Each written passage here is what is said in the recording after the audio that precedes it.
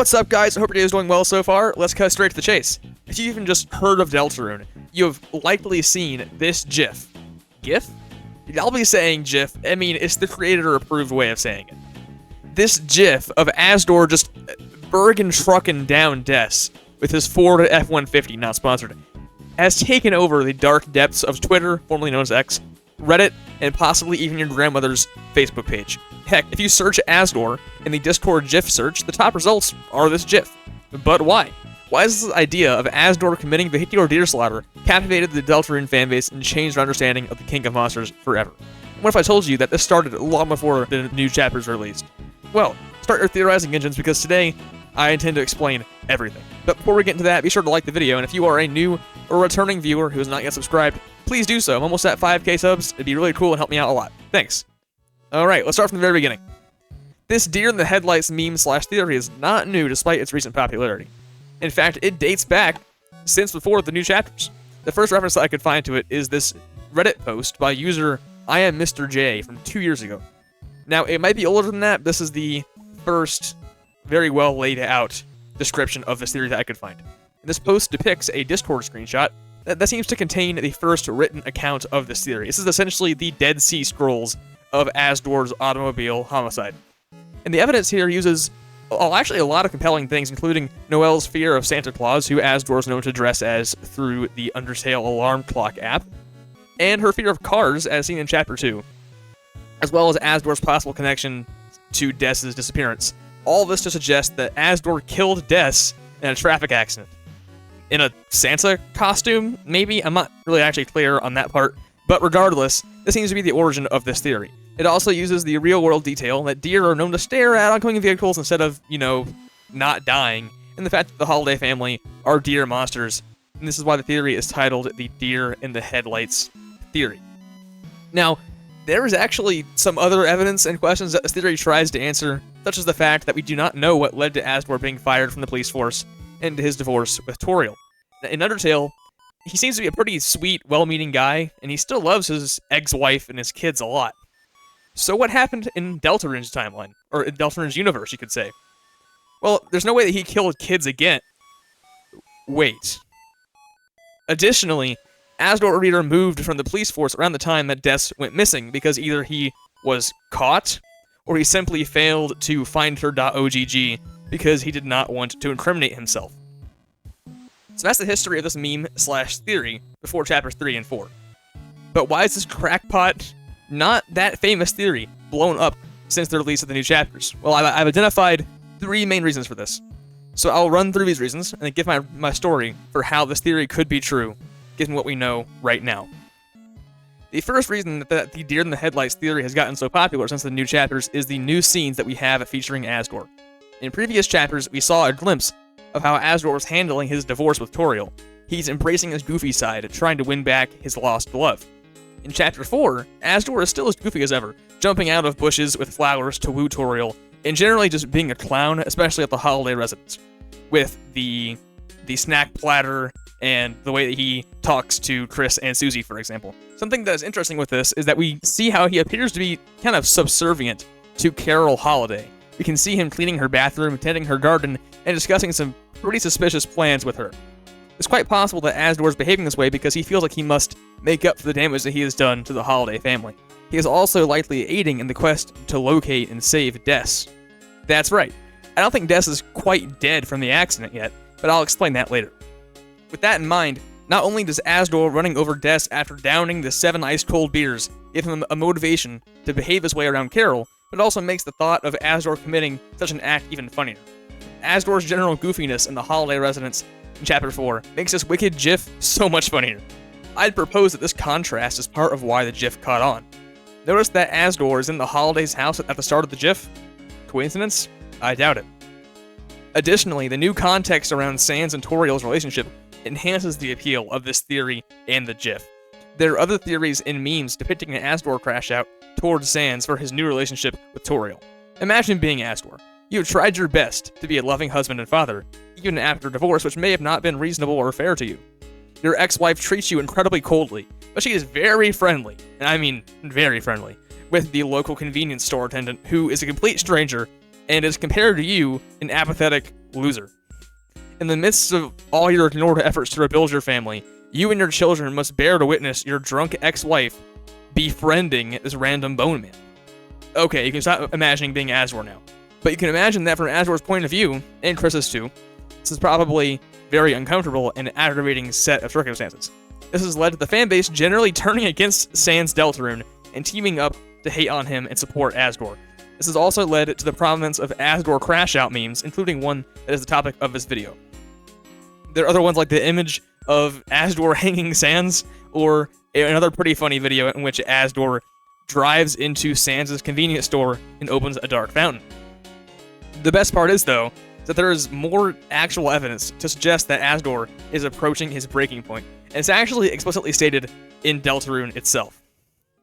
That brings me to my second reason that this idea of Asgore running over deaths has gotten so popular, and that's that the story of Deltarune seems to heavily be pointing towards Asgore having a more prominent role in both the past history with the death's disappearance and also in the future. I don't mean just him being fired from the police force that his truck is not being used much anymore. I mean something far more indisputable. The prophecy. Both in the panels seen in the Church Dark World, and also in the Lord of the Hammer adaptation told by Gerson in the Secret Boss Battle.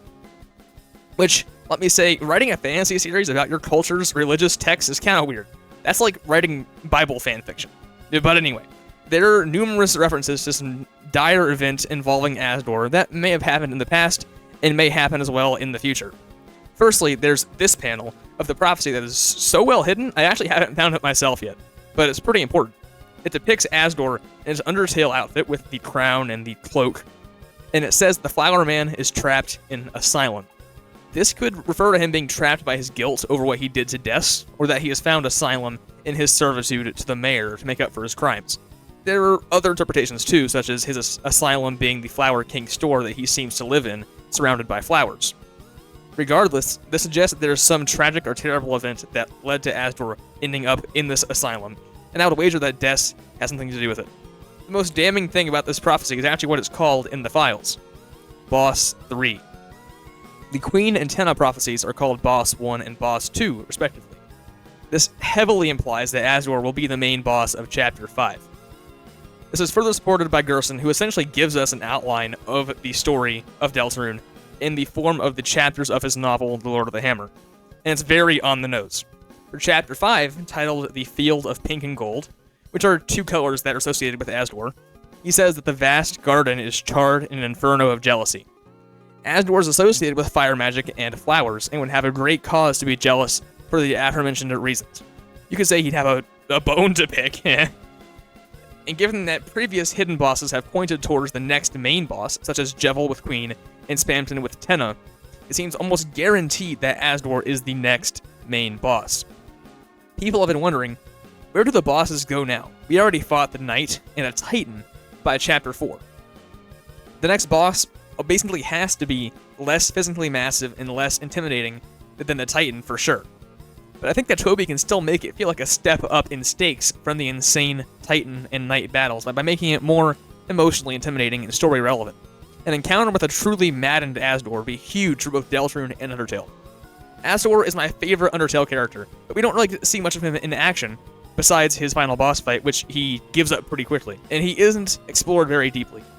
So Chris and the Fun Gang being forced to fight another Lightner as the final boss of a Dark World, Chris's own father, engulfed by guilt and jealousy, would be even more emotionally significant and scary than fighting a Titan, in my opinion.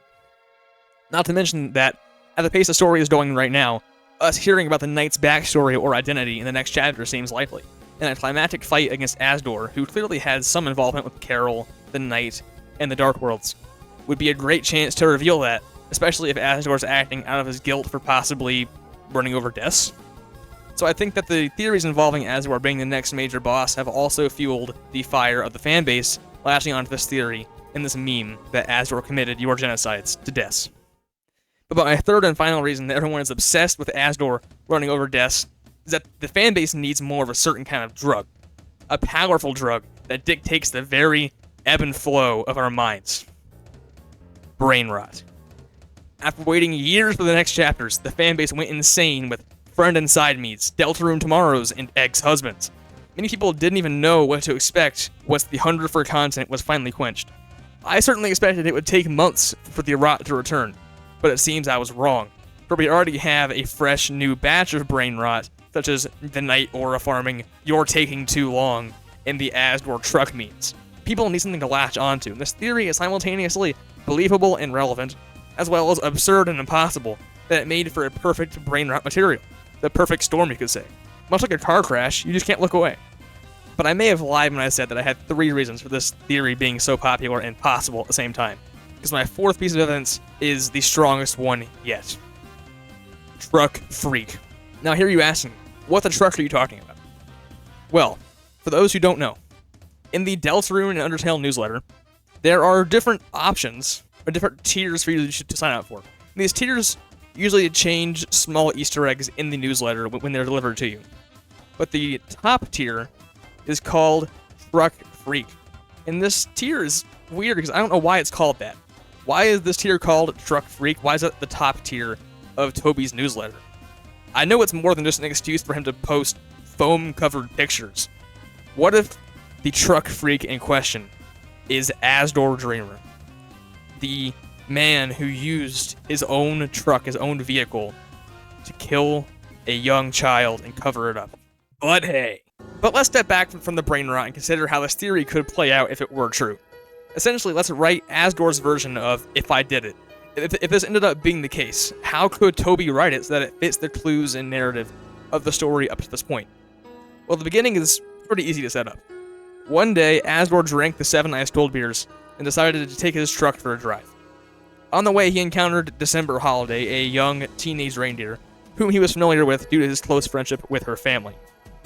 With his reaction time hindered by the alcohol, he couldn't brake in time. Des, a deer, was stuck staring into the lights of his truck and could not evade. The collision resulted in Des becoming fallen down, a state in which she was not dead, but mortally wounded. Asgore was horrified. He couldn't let his closest friends know that he had just fatally wounded their daughter due to his own bad choices. And what if Toriel found out? Or Chris and Azriel? The poor children. So he hid her in the one place they thought they would never find her. The shelter. When Des didn't come home, everyone assumed she was lost. Lost where the forest would grow. The police force was tasked with finding Des, but Asgore could never let her be found. Imagine what would happen to him. So he intentionally misled the search efforts and let the case go cold. The mayor, disappointed in Asgore, fired him and had him replaced. Maybe she had her suspicions of his actions as well. Asgore, in the midst of his guilt over Des, and being unable to provide for his family through his job, began to drink more, argue with Toriel more, and generally become a wreck, leading to their divorce. Seeing Asgore so desperate, living in a dump of a flower shop, and eating only jarred pickles, the Holiday family, who was pretty well off, decided to show pity to their old friend and accommodate him in exchange for his service around the manor. Eventually there'd be news of strange occurrences from the shelter, strange sounds and an eerie darkness. Maybe even a mad scientist. Dr. Wing Gaster, who had taken refuge in the bunker, had used Des's fallen down body for his very interesting experiments, transforming her into the night, possibly with a dark fountain or some other determination-based process. This parallels the amalgamates found in Undertale's True Lab, the amalgamates made by fallen down monsters and determination, the amalgamates that the night heavily resembles. When Carol found that her daughter may be alive in the form of this creature created in the bunker, she enlisted Asgore to help her recover her daughter. Asgore, indebted to her for her generosity, and also for his guilt for killing Des, couldn't resist helping her. That brings us to Chapter 4. With the heroes overcoming a Titan and getting closer to the truth, Asgore's given his hardest task yet. Lure the heroes into his flower shop before the festival, and get them off the trail that the plans are not interrupted for the festival. He could easily create a dark fountain since Susie does it as well, and he could be quite powerful in the Dark World, given his power in Undertale, and that he could possibly already have experience fighting there. Not to mention that he would be in his own home turf, surrounded by a sea of plants that would bend to his will as the Flower King. He'd be okay with this task, as he and Chris would be working together, so he wouldn't have to be afraid of hurting his child. During the final battle, Asgore will explain his tragic history and become more enraged and more unhinged, consumed by guilt and jealousy, leading him to unleash a massive fire attack that leaves the entire area engulfed in flames. Maybe even the Flower King shop in the Light World as well, destroying the last thing that Asgore has left. this tragedy can be a major turning point in Asgore's character and the story as a whole, possibly leading him to drop his efforts of working with Carol and joining the hero's side. Of course, there are more ways that Asgore could appear as a boss in a Dark World. Maybe he gets, possessed or taken over in some way as well. There are probably explanations that are even better than mine and more likely as well. But I feel like mine give a pretty decent outline of a story about how Asgore running over deaths, despite being a meme, could actually fit into the story of Deltarune quite well with what we know about the past and upcoming story of the game.